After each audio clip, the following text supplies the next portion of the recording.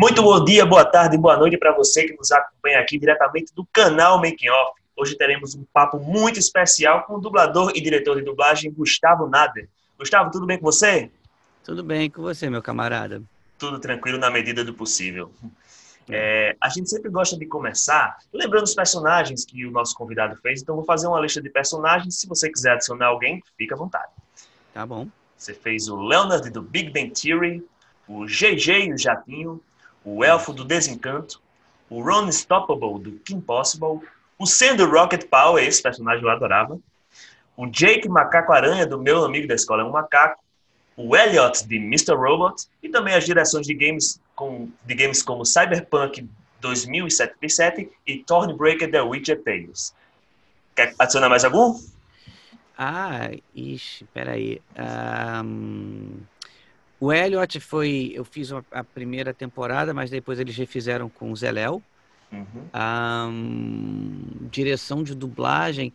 Eu dirigi várias séries da Warner também. Direção de dublagem tem Diablo 3, Overwatch, League of Legends, StarCraft, Hearthstone, Watch Dogs 2, que eu também faço rant, algumas outras coisas. Só jogão nessa lista aí. É. Pois bem, pra gente começar. Oi, Desculpa, e atualmente Garena. Free Garena? Fire, Sim, Free sim, Fire, isso, Free Fire. A gente tem outros jogos que a gente também está fazendo na empresa atualmente que estão sob NDA ainda. sim. Mas basicamente isso. Somente o jogo mais jogado do mundo, tirando isso. Ah, Vamos lá. Minha primeira pergunta é aquela básica. Como foi sua entrada na dublagem? Como é que começou isso? então, eu morava no mesmo prédio que o Mário Jorge e a Mônica Rossi. Eles eram casados à época e estavam precisando de criança para fazer um Tira no Jardim da Infância. E aí eles me levaram para um teste, né, lá na Herbert Richards, a Marlene foi a diretora. Eu fiz um teste que o Marcos Souza estava dublando na época, um filme chamado Um Mundo Perfeito, com o Kevin Costner. E aí eu fiz o teste fazendo aquele personagem para ver se tinha jeito e tal. Né, eu já estava estudando inglês na época. E a Marlene falou: você leva jeito, vem aqui fazer um filme. Bom, aí eu comecei a fazer, e aí eu comecei a ir nos outros estúdios e tal, e comecei a trabalhar com dublagem, me aperfeiçoando, né? Porque na época não tinha a parte digital, então assim, a gente tinha que trabalhava todo mundo junto, então tinha que ter uma agilidade muito maior, né? De pensamento e de interação. Entendi. Agora, eu já conversei com diversos dubladores que fizeram games e, do ponto de vista do dublador, eles recebem muito pouca informação. Basicamente, eles nem boa parte das vezes eles nem fazem a dublagem propriamente dita, eles escutam o som e fazem a partir disso. Mas o diretor, o que é que ele tem de mais informação? O que é que ele recebe a mais que o dublador não sabe para poder passar a instrução? Então, na verdade, assim, eu não sei como é que as outras empresas trabalham. Isso eu não posso te falar. Eu posso falar como a minha empresa trabalha. Na minha empresa, o dublador tem todas as referências possíveis do que acontece, Sim. né? Aí eu contextualizo as cenas, o que está acontecendo. A gente entende que o trabalho não é copiar o que é o original, né? Que na verdade não é o original, se você for pensar bem, é a língua que aquilo foi versionado primeiro. Pode ser o inglês americano, o chinês simplificado, ou o outro, o alemão, não importa. Mas uma das coisas que eu percebo é que as pessoas não entendem que aquilo é uma versão. Pode ser o inglês americano, pode ser o que quer que seja, né? Um, e a partir daí você trabalha uma construção do que seria aquilo no português brasileiro, né? Posso te citar algumas coisas, por exemplo, uma das direções de dublagem que eu fiz, as empresas procuram fazer um teste de qualidade daquele material que eles estão recebendo. Então, por exemplo, teve uma versão que a gente fez, teve uma aprovação de mais de 96% sobre a dublagem do português brasileiro. Foi a primeira nota do mundo, né? E a segunda nota do mundo foi o inglês americano com menos de 80. Nossa, diferença Então, gigantesca. então assim, é isso que as pessoas, assim, muitas das pessoas não entendem, né? Um, Pode ser também pelo princípio que a empresa trabalha, né? As empresas, elas podem oferecer três coisas para o parceiro delas, né? Tempo, velocidade e qualidade. Só que só pode dar 2. Porque se você, por exemplo, é veloz e tem qualidade, provavelmente o seu preço não é o melhor, ou não é um dos melhores, né? Mas você consegue atender ao seu parceiro, né? Se você faz muito rápido e tem um preço bom, com certeza você não vai ter qualidade. O que você reflete naquilo que você faz. Então, por exemplo, tem pessoas que vão trabalhar com dublagem, elas não querem saber o que está acontecendo, querem sincronizar. Com certeza não vai ser o melhor trabalho com qualidade técnica, né? Então você decide o que você quer da vida, né? Se você quer trabalhar com qualidade para ter orgulho daquilo que você faz, ou se você vai trabalhar numa fábrica de salsicha, que é produzir quantidade. Não é ruim fábrica de salsicha, não é ruim ter qualidade, é a questão de que você quer, né? E como isso vai impactar, na verdade, o dono do produto final, que não sou eu como estúdio e não é nem a produtora de jogos como a produtora de jogos. É a pessoa que vai consumir aquele produto. Então, assim, é o jogador, sabe? Uma das marcas do trabalho que a gente tem na empresa é a qualidade. E eu não estou falando isso assim, porque eu fundei a empresa, não. Eu te digo isso porque eu, na minha carreira de ator, né, eu também faço TV, cinema, eu percebi que como eu envelheci e a voz não acompanhou, ou seja, o meu perfil de voz era uma voz jovem, eu tenho 38 anos de idade, e o meu timbre ele é médio para alto. Então, eu não pegaria muitos personagens, muitos protagonistas na minha vida à medida que eu fosse envelhecendo. Então, o que eu busquei fazer dentro da minha carreira de ator? Me aperfeiçoar, fazer cursos, estudar muito, estudar várias coisas, né? Então, isso me possibilitou ter um trabalho qualitativo melhor como diretor. E, por conta disso, eu nunca deixei a pressa, seja interna ou externa, quando eu não trabalhava, não tinha a minha empresa, eu nunca deixei que isso fosse atrapalhar o meu trabalho. Eu preferia não pegar o trabalho. E o atestado dessa qualidade também é a aprovação dos fãs. E eu posso atestar porque o Thornbreak The Witcher Tales, a dublagem é fantástica. Sou muito fã do jogo, acho que eu zerei umas 3, 4 vezes. E acho simplesmente genial. Inclusive, eu reconheço sua voz, você faz uma carta que é o Soldado Promissor. Ah, sim. A gente vai fazendo assim, eu como diretor, é claro que você quer fazer, né? Você quer fazer os bons trabalhos. Mas como diretor, o ideal é você fazer as pontas, Sim, né? sim. Faltou alguém, aí você faz. Você entrar nessa de cobrir essas questões que existem, né? E o trabalho que a gente desenvolveu junto com a CDPR, ali eu era como diretor criativo, né? Eu fiz todo o projeto, né? Então, assim, a gente teve um contato maior, na época era a Enara Ecanes, que estava no departamento de localização da CDPR. Então, assim, eu conversava muito com ela, a gente definiu muitas coisas. Eu conheci o trabalho dela porque ela trabalhou na Blizzard em um momento, né? Então, assim, a Inara também era uma referência. Então, é muito mais produtivo para o projeto, e eu não digo produtivo no sentido de velocidade de produção, eu digo no sentido de qualidade, quando você tem na outra ponta uma pessoa que é artística. Então ela entende. Então quando você propõe um ator, ela fala, mas por que você propôs esse cara? Ah, por causa disso, disso, disso, disso, daquilo outro. Esse cara fez um trabalho assim, então é uma boa referência para a gente nesse sentido, né? E o Throne Breaker é sensacional, né? Trabalhar com obras muito bem escritas, muito bem desenvolvidas, né? Que é uma marca da CDPR, histórias extremamente humanas, faz com que o trabalho fique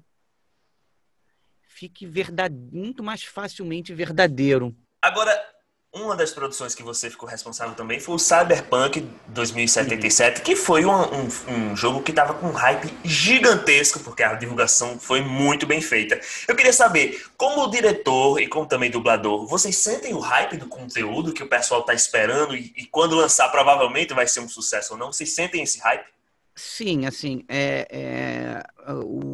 quando a gente começou a desenhar a parceria com a CDPR e aí a Core Dream, que é a minha empresa, ela conseguiu essa parceria. A gente fez ela em tradução, localização do texto e também do áudio, né? Então a gente não foi só o estúdio de dublagem que foi usado para fazer aquilo. Isso permite para a gente ter um controle do projeto muito maior. Então, assim, eu, como CEO da empresa, falava diretamente, e era até a Ainara também na época, com a Ainara, com os outros departamentos, para entender o escopo do projeto, tudo o que aconteceria. Isso facilita, porque, querendo ou não, quando passa por uma outra pessoa, às vezes o filtro do e-mail, aí é uma interpretação que a pessoa coloca, é um não que a pessoa não lê e fala assim, ó, faz isso, e na verdade não faz isso, entende? Então, assim, isso acontece muito, muito, porque muitas empresas de tradução e localização lá de fora entregam o script e falam assim, grava, aí o estúdio grava. E não foi isso que aconteceu com a gente. A gente tinha a conexão direta, as informações diretas, todo o material que eles produziram. Eu li acho que mais de 300 páginas para o produto, fora texto, né? Que, enfim. E a gente sente sim, né? Pode parecer floreamento, mas não é. Todo novo trabalho ele causa uma certa sensação de caraca, como é que eu vou realizar isso, né? E um produto enorme, né? É maior que o The Witcher e as expansões. Sim. Né? Com uma complexidade muito maior. São 2 protagonistas, atenção ao texto. Como é que você vai fazer o Nômade? Ele vai ter um sotaque da onde? Qual é a referência? O que você vai fazer com os Ruaceis? O que você vai para parecer os ultranacionalistas, mas o que é ultranacionalista lá fora pode não ser exatamente o que é aqui dentro, como a gente deixa isso mais marcado. Como é que nós vamos fazer o sotaque dos valentinos e do povo que fala espanhol ali, que tem essa origem latina, né? A gente optou por ter uma coisa, um portunhol. E isso foi uma opção direcionada. Então, se você vir, por exemplo, o trabalho do Reginaldo Primo, né? É um trabalho do Jack. Ele é baseado nisso, né? Com um carisma único e interpretações do Primo maravilhosas. Como você tem, por exemplo, os V's feitos pelo Fabrício e pela Érica, primorosos, né? Eles são responsáveis por mais da metade do conteúdo de tudo que você escuta. Então você tem realmente protagonistas ali que representam aquilo, né? E eles sabiam o que estavam fazendo desde o início, né? A gente tem um histórico de não vazamento de produto. Sim. Nunca vazou nada. Então, quando você conversa com as pessoas, claro, tem uns contratos que se assinam, a papelada, mas fundamentalmente as pessoas confiam em você, né? E nós confiamos nelas. O Fabrício e a Érica fizeram, eu fiz uma preparação de ator com eles, baseado em experiências que eu vivi com a Fátima Toledo, nos cursos que eu fiz com ela, e nos cursos também de treinamento dela e da minha vivência de ator. Né? O negócio foi tão doido que a gente passou 2 semanas falando disso em grupo de WhatsApp. Né? E em como isso fez com que eles que já são referências na área, tivessem um olhar ainda muito mais diferente, ainda muito mais vivo para aquilo que eles fazem. Eu acho muito bonito você falando, porque eu vejo que isso é uma valorização. Nós gamers, por muito tempo, a gente não teve tanta dublagem, tantas coisas, e ver que tem profissionais que têm essa preocupação artística de passar essa imersão, me deixa muito feliz, porque eu sei que o conteúdo está bem entregue. Agora, eu só te complementando, eu sou jogador também, Sim. Né? A minha vida de jogador começa de RPG aos 9 anos, eu jogava GURPS. Quem já jogou GURPS, antigamente, eu não sei se nos livros atuais já ainda tem, mas é a Caravana para Enaris. Sim. E tem um plot twist no meio e tal, uma reviravolta na trama. E o videogame é um dos meus... Os jogos são um dos meus companheiros, né? Sim. Basta você lembrar que antigamente... E qual o poder dos jogos? Você... Antigamente se reunia em volta da fogueira, né? Na época das cavernas. Ah, eu matei o brontossauro e tal. Aí falava com o cara que fazia a colheita, mas eu colhi o milho aqui. Então você trocava as experiências de você ser o herói. Né? Por que que você fala hoje, e as pessoas falam assim, o poder do storytelling, né? Da contação de história. Porque a gente aprende assim. E os jogos, eles te colocam no lugar de ser o protagonista daquela história, o herói. Por isso que é uma coisa que você tem que ter um cuidado muito grande. Tanto de execução por parte de quem produz, de quem escreve, de quem vê tudo, quanto por parte da gente. Porque o jogador tem a opção, não quero mais ouvir o português brasileiro, porque está horroroso. Ele vai lá e troca. Tem essa opção, ela existe para isso. Né? E aí o que, que acontece? É muito doido isso, porque às vezes o sistema ele se alimenta de coisas que não são positivas. Então, por exemplo, o cara que faz o menor valor, pega o trabalho, entrega rápido, e aí quando entrega não é um trabalho bom. É um trabalho que você já ouve no trailer. Caramba, mas essa. Não, gente, mas não é isso. E aí, quando você recebe o jogo, tem uma nota baixa, e aí, às vezes, a produtora ou a distribuidora do jogo fala assim, a publicadora, não, mas eu não vou mais fazer para esse idioma porque a nota foi ruim. Claro que foi. Um sistema que não vale. Entende? Agora, como gamer, eu fico imaginando como é receber o conteúdo antes de todo mundo. Você, para fazer o trabalho de dublagem, obviamente você tem acesso a informações que todo mundo tá doido para receber e chega em Sim. primeira mão para você. Como é isso, essa sensação? Então, a minha vida inteira eu trabalho com isso, né? Eu vejo o filme antes das pessoas verem. Eu leio o script quando eu vou fazer a novela ou o filme para cinema antes das pessoas. A gente faz os testes, a gente faz tudo. Então, nessa estrada, a gente trabalha com esse tipo de informação, né? É claro que como gamer, isso mexe muito, né? Dá um calorzinho no coração, né? E você às vezes prevê alguns percalços. Então, por exemplo, eu fiz alguns trabalhos que para uma empresa de jogos que tinham o mesmo universo, mas produtos diferentes. E aí eu falei assim, cara, eu não posso escalar os mesmos atores para fazer os mesmos personagens. Tem que pensar que às vezes esses personagens, sei lá, um dia que se encontrem, né?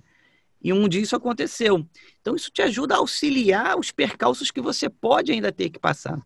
Agora você fez também um papel muito conhecido que é o Leonard do Big Bang Theory, É que assim. realmente é bem marcante e eu assisto Big Bang Theory direto, gosto bastante da sua voz neste personagem específico. Agora foram 12 anos dessa série e ela acabou. Eu queria saber se personagens desses longos e duradouros deixam uma saudade. Ah, deixam. Eu comecei a fazer o Leonard com 24 anos, se eu não me engano, 23. Você cresce junto com a história, né? Você vê a história se desenvolvendo. A minha idade era muito próxima da idade de desenvolvimento do próprio Leonard. E você vê os dilemas pelos quais ele passa, né? Que são dilemas parecidos com os quais eu passei.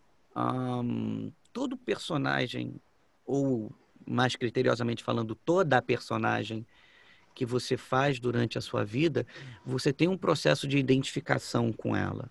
Senão o processo artístico não acontece. Vira uma sincronização ou simplesmente uma pessoa falando as coisas sem qualquer propriedade. Quando você faz esse outro tipo de contato, que aí é um trabalho artístico, você passa a ver as coisas. Então, todos nós já tivemos decepções amorosas, como aquela menina do outro lado da porta que o Leonard queria tanto durante a vida dele e que ele, ao longo do processo, conquistou aquele relacionamento. As inseguranças, os medos, nós vivenciamos tudo isso, né? O Leonard tem muitos desses processos durante a vida dele, nós temos, né? Mas nós vamos passar por vários dilemas iguaizinhos ou muito parecidos àqueles. Quando você vai revisitar esse trabalho, você se emociona, né? Porque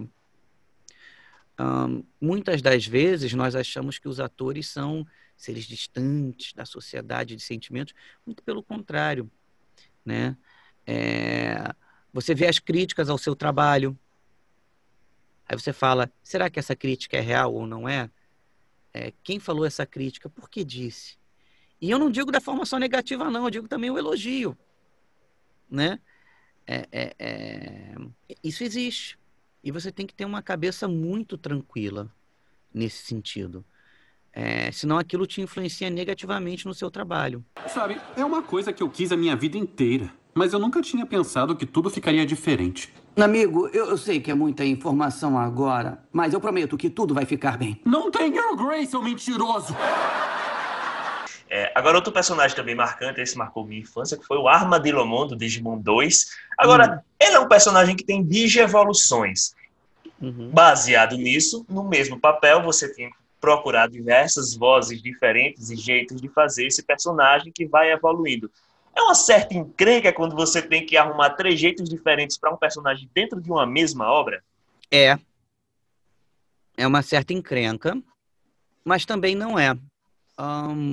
Voltando um pouco na minha história, além do meu timbre de voz ser médio para o alto, ele é marcadamente muito metálico. Então, para eu fazer vozes diferentes, eu tenho que me desdobrar muito mais do que uma pessoa que não tem esse meu timbre tão metálico. Porque é uma voz que fica muito marcante, né? Então, você precisa fazer isso de uma maneira muito voraz. E foi o que eu sempre procurei fazer na minha vida.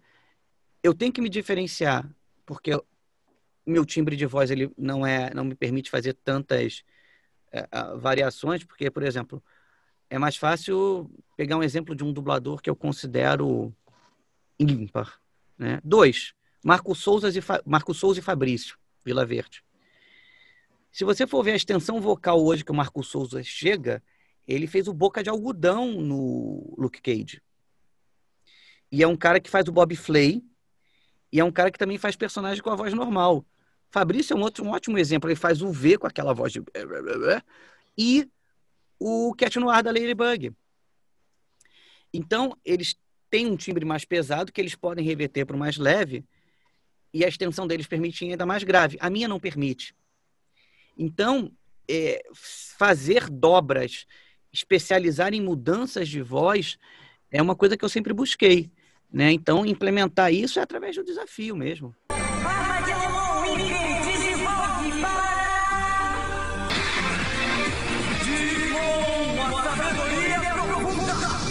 Agora tem também no seu currículo diversos personagens infantis, tem o Sandy Rocket Power, tem o Jake Macacaranha, o GG e o Jatinho, enfim, diversos. Eu queria saber se de vez em quando vem um sobrinho, um filho, um amigo assim, que pede para fazer alguma voz. Tem alguma história marcante sobre isso?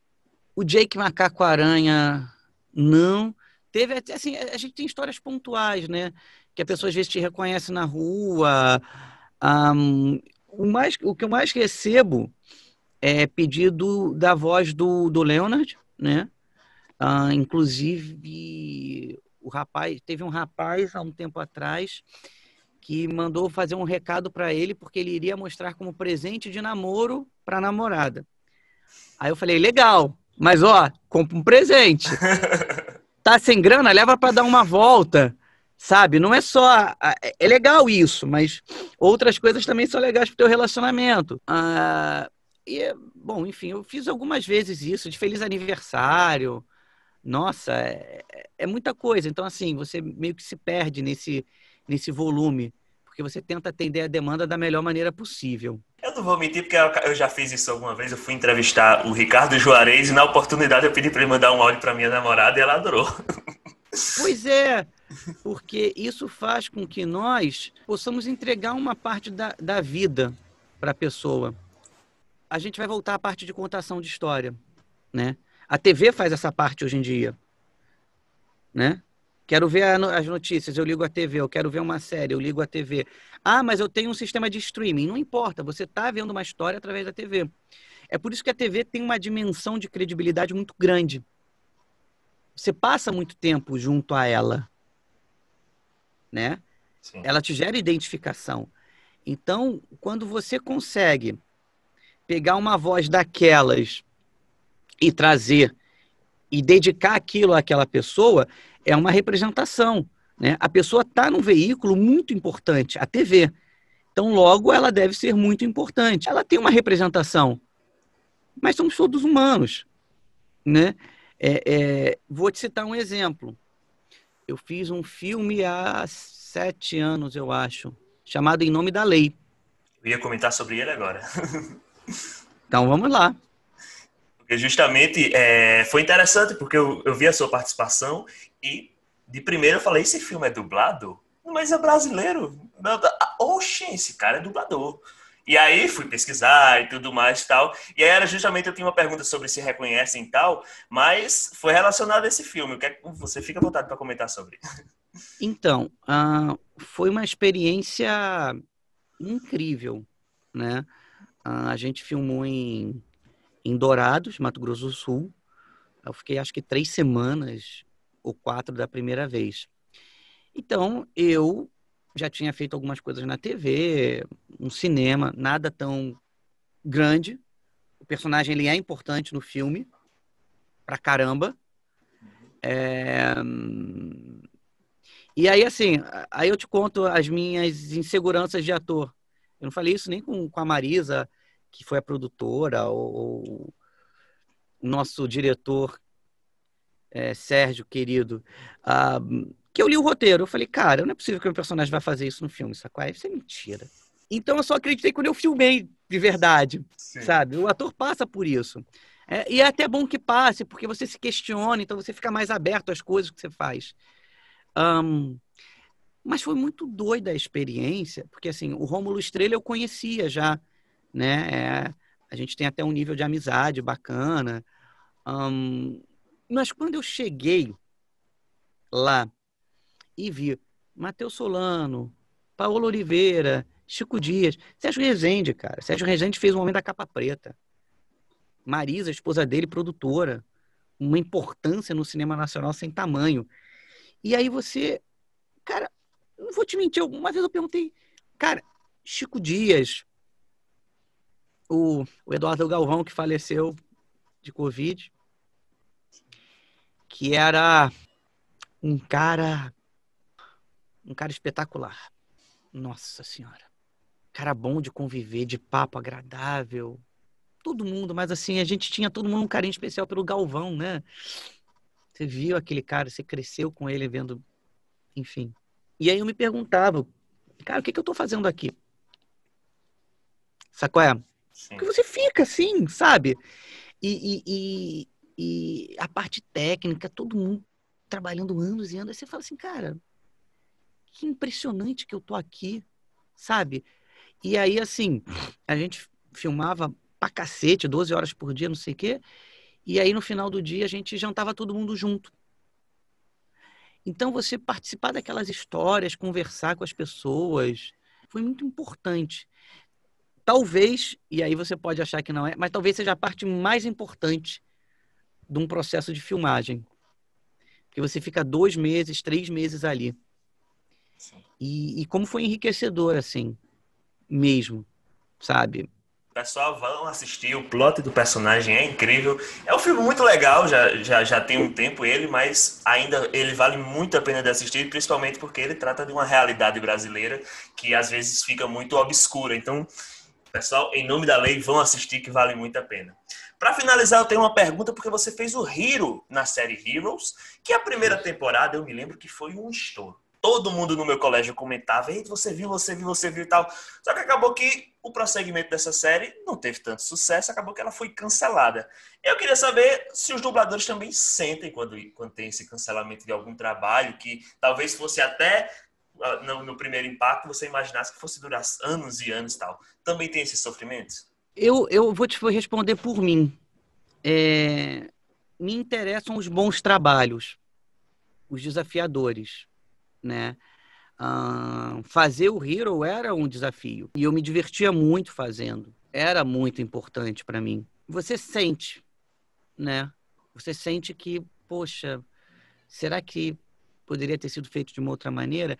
E às vezes, assim, eu vou te ser muito sincero, a gente não sabe os motivos reais de cancelamento de uma série, tá? Nós pressupomos. Sim. Podemos acertar ou não. A série não estava fazendo mais tanto sucesso. Não sei. Vou dar um exemplo. Vamos supor que um filme não faça sucesso nos Estados Unidos, mas para o mercado chinês ele seja, ele vendeu muito na China.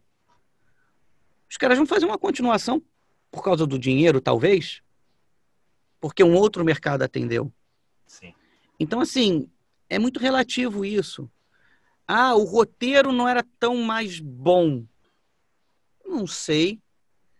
Tivemos tantas séries que já foram até canceladas antes, que não deixaram aquele roteiro ficar ruim. Eu sinto a perda dos bons trabalhos.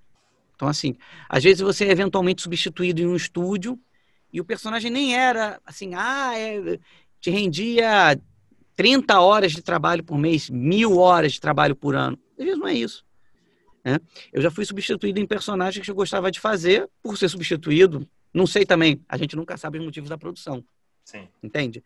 Mas eu não estava lá para fazer o trabalho. Aí isso, tu fala assim, legal esse trabalho, não fiz. Mas eu posso te citar um trabalho que eu tive muito orgulho de fazer. Um deles, que foi, eu fiz o Shia LaBeouf numa refilmagem de Janela Indiscreta. Ele é um adolescente que fica preso em casa e monitorado. Mas é maravilhoso, porque ele faz o papel do protagonista, né? Ele não é o aspecto físico do protagonista que você espera de um filme. E uma das coisas mais bonitas que eu já fiz na vida foi quando ele se declara para a menina que está ali com ele. Esse filme tem mais de 15 anos que eu fiz. Mais de 20, eu acho. E ele fala alguma coisa assim... E você é diferente de todas as outras meninas que eu já vi, porque ela está preocupada, elas estão preocupadas com maquiagem, estética, serem as mais bonitas. Não que você não seja a mais bonita, mas você é. Mas eu não estou falando disso, eu estou falando que você fica sentada ali do lado de fora da sua casa, no telhado, pensando. E é tão bonito o jeito que você faz isso, porque eu sinto uma profundidade em você, eu sinto que você é uma pessoa, eu sinto que você se importa com as coisas. E ele faz um discurso baseado nisso. Isso é muito bonito. Então, assim, são coisas que ficam para a sua carreira. Paranoia, o filme? Paranoia. Sim. Um ótimo filme. Internet é maravilha. Eu pesquisei aqui em 5 minutos. Aí, tá vendo? Eu tenho muito carinho por esse trabalho, assim, né? Eu acho ele um trabalho muito, muito delicado. Né? Sim. Um outro trabalho que a gente fez também, que eu gostei bastante, foi As Mil Palavras, com o Ed Murphy. Sim, sim. Ali foi muito perrengue, muito perrengue.